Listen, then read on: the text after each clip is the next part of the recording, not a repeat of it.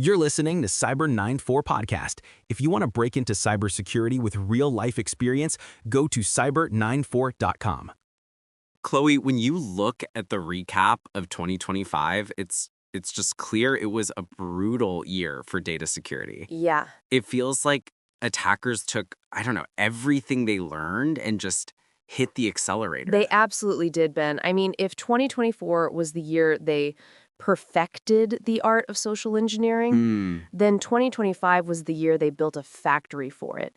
Ransomware wasn't just a threat. Right. It became the main event, showing up in nearly 45% of all breaches. And it wasn't just the what, but the how that changed. Okay. Attackers realized it's just easier to pick the lock on a partner store than to storm the castle itself.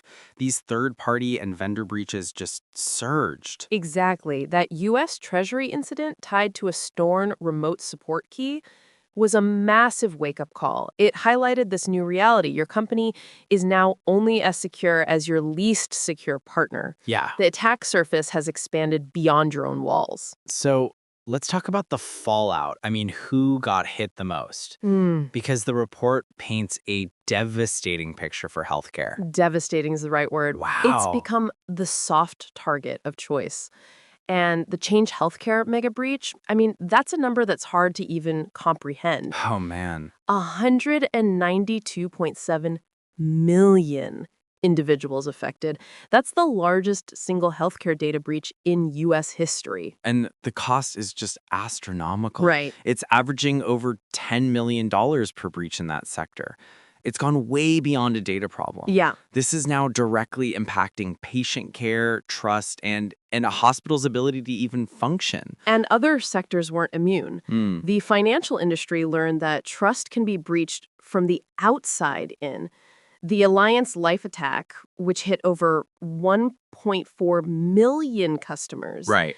It didn't come from a direct assault, but from a compromised third-party cloud provider. And meanwhile, retail was fighting a battle on a totally different front. Oh, yeah? Ransomware attacks in that sector shot up 58%. Wow. This wasn't just about, stealing customer lists. This was about shutting down e-commerce sites, disrupting supply chains, and basically holding the entire business hostage.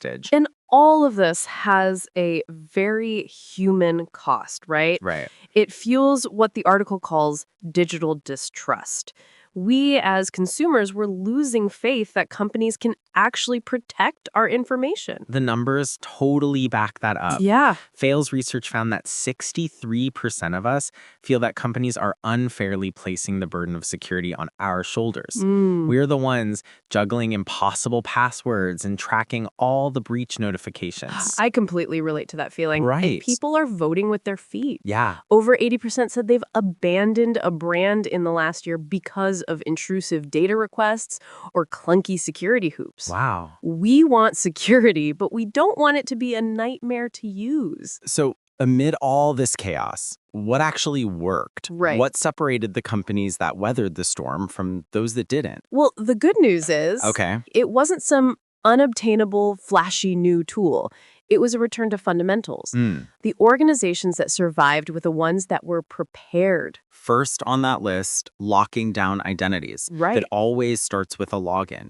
The strongest companies rolled out phishing-resistant multi-factor authentication and treated every single connection as a potential threat. And they also made speed a priority. Yeah. Attackers were weaponizing known flaws in days, not weeks.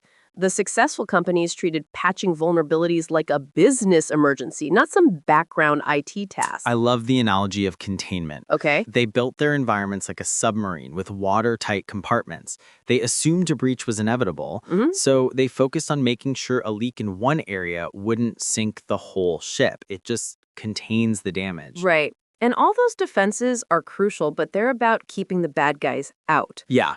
But the report highlights a different philosophy that I find fascinating.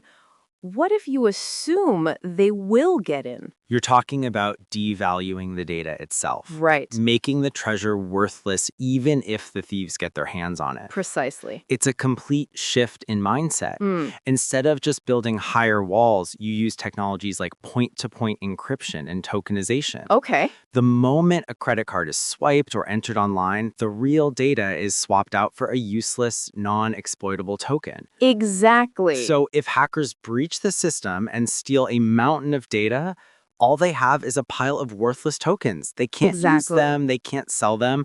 The data is safe because it was never really there to begin with. Exactly. It's how you protect both the business and restore that shattered consumer confidence. Right. You can't always stop a breach, but you can make absolutely sure that what's stolen is worthless.